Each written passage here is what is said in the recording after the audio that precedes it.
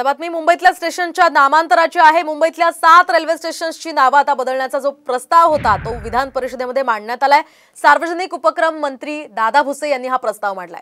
तर हा प्रस्ताव आता मंजूर करून केंद्राकडे पाठवला जाणार आहे। दरम्यान कोणत्या स्टेशन्सचं आता नामांतर होणार आहे आपण सविस्तर पाहूया। यामध्ये करी रोडचं नाव लालबाग असं केलं जाणार आहे।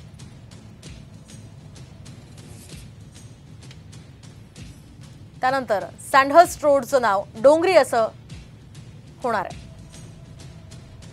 ही सगळी इंग्रज काळातली नावं आहेत त्यामुळे ती आता बदलण्यात येणार आहे। तर मरीन लाईन्सचं नाव आता मुंबादेवी केलं जाणार आहे।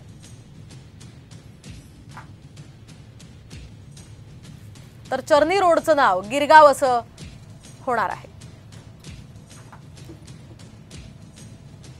आणि कॉटन ग्रीनचं नाव आता काळा चौकी असं करण्यात येईल।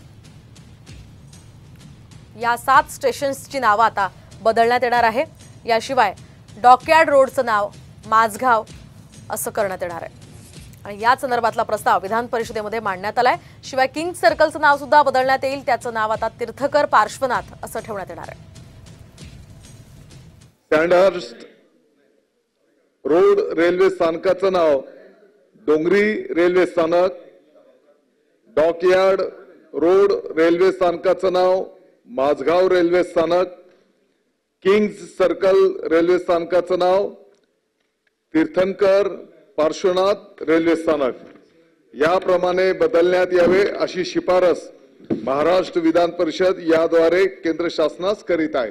ठीक आहे।